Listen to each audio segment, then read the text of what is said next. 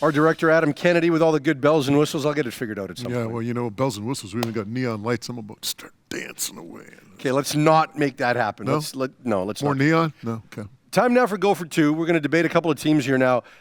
There's a lot of teams that are in trouble. The Seahawks are one of them. The Steelers are one of them. But the two I want to focus on are the teams that were in the Super Bowl last year. Tom Brady and the Bucs lose this past weekend to the Rams, and the Chiefs lost to the Chargers.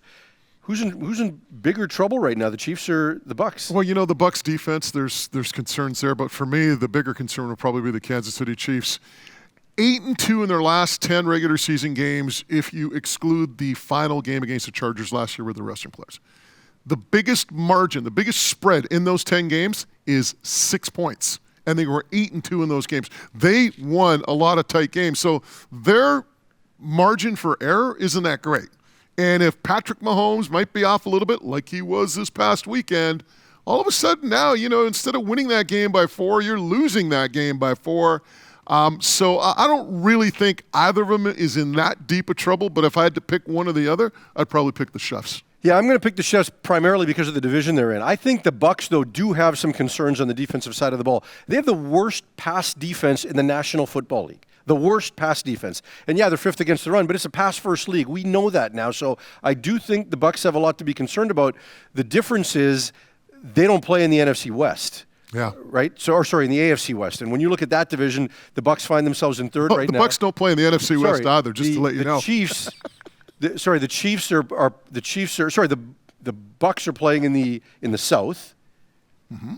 And so they've at least got the Atlanta Falcons. They know that they can pad their win total with 2 wins there, right? If you look at the Chiefs in the AFC West, I'll get it right, that's the toughest division in football.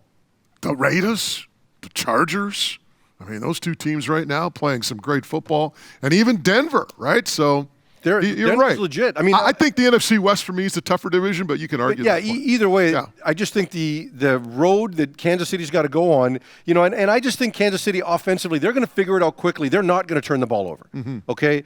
Patrick Mahomes rarely gets burned on those kinds of play. He has in back-to-back weeks now. I don't think that's going to continue.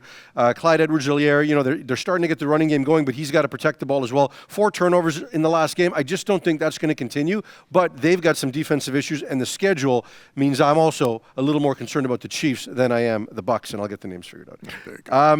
Rookie quarterbacks, and this seems to be a common theme. Every week we got to talk quarterbacks, because guess what, folks? Quarterback kind of stuff. No, let's talk quarterback. I know, but okay, so this week, and I don't want to beat the Trevor Lawrence horse to death, and even Zach Wilson's had some issues as well, but those two kids have so much on their plate right now that you knew it was going to take some time because their rosters are so flawed. But let's talk about the Bears. We were told the Bears were a quarterback away from being a Super Bowl contender, and Justin Fields got his ass kicked. He got sacked how many times? 9. So it was his first start. I feel for the kid just going into that environment. He doesn't have a lot of offensive weapons. You know, I don't know how much better Andy Dalton would have been, but Fields looked at like a fish out of water in this game. And then for the first time this season, Mac Jones looked pedestrian because they haven't asked him to do a lot so far, right? I mean, he's been a bit of a game manager. He hasn't thrown a lot of picks. He's kind of stayed within himself, but in this game he was asked to do a little bit more. It was a bit of a struggle for him. So, you know, we talk about it this week just because those two guys stumbled. I love it when I'm right, and I was right. If you go back, check out farhandandmoj.com. Go back maybe 2-3 episodes ago where I said, what's the biggest concern about Justin Fields? Throwing him to the Wolves because you don't have an offensive line in Chicago. Hello, 9 quarterback sacks in a game. Are you kidding me? You want to talk about ruining a quarterback? You want to talk about taking away his confidence? Don't give him any weapons. And by the way, let's not give him any protection. Let's just throw him to the Wolves. And to me, what that does, you know this as well as I do, and I never played quarterback. I don't think you played quarterback either, but you know a lot of stuff about quarterback, is this. It's about that clock inside, right? I mean, it's tough enough to make the right decisions in the National Football League when you have a certain amount of time. But now when you take that time away and you still have to make those decisions, it's a nightmare. And it's a nightmare right now for Fields in Chicago with that offensive line. Well, and now they don't know who they're going to play this week. They haven't decided yet because is Andy Dalton going to be healthy enough to return? If not, might they go with Nick Foles? Matt Nagy says all options are on the table. And if I'm Justin Fields and I get passed over by Nick Foles, who's the third, I'm going to be pretty upset. So now I'm affected not just physically, but also emotionally, in terms of whether or not these guys have my back, whether or not they've got any faith in me. So I think that's not the point. If you're the coaching staff, you go to Justin Fields and you say this, hey, look, Justin, we love what you bring to this football team, but right now, given your lack of experience and given our issues that we have on the offensive line, we want to bring you in slowly. You can't do that. Maybe we'll bring in some packages. Why not? You can't do that. You can say that with Andy Dalton. Andy Dalton was the number one.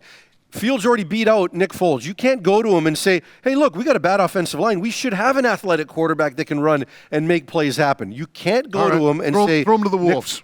Nick Foles can't play ahead of him. It's got to be Dalton. Like, the best case scenario is Dalton's available. But if he's not, then it's got to be Justin Fields after that. I don't think they can go any other way. Here's an interesting stat. Among the 34 quarterbacks who've attempted at least 35 passes this season, Mills, Wilson, Lawrence, Fields, they're in the bottom 4 in completion percentage.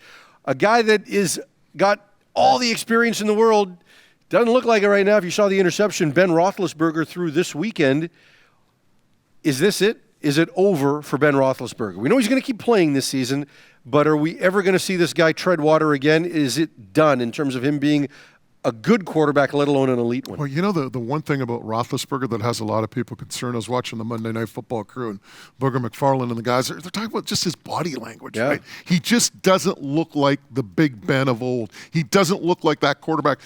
How many times would you see Roethlisberger in the pocket and there'd be somebody hitting him and they just bounce off and he'd take 2-3 steps to his right and zing a pass? That Roethlisberger right now isn't there for the Steelers. And I mean, the other thing too is you look at that offense, how many times did he check down to Najee Harris in that game? Oh, yeah. He was a leading receiver. I mean, it was crazy.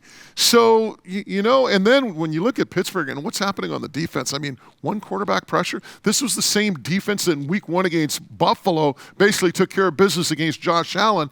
But you take away White, you take away Highsmith, and all of a sudden, now getting to the quarterback's an issue. Big Ben sitting at 399 career touchdown passes, but the bigger number right now, his passer rating this year, 79%, which is among the bottom in the league. Like, we talk about those rookies, and then there's Big Ben hovering around the bottom of the pool. He targeted Najee Harris 19 times. Wow. 19. Well, another experienced player who could be making a comeback, Richard Sherman. So he did visit Tampa Bay today, going through a workout and some interviews, and I'm not sure whether they've offered him a contract yet, but Tampa Bay, we talked about having the worst pass defense in the National Football League right now. They've got injuries in the corner. They're interested. There's other teams that should be interested, including his former team, Seattle and San Francisco. I'm told Seattle is a non-starter. Carolina just added a cornerback. They just traded for Henderson.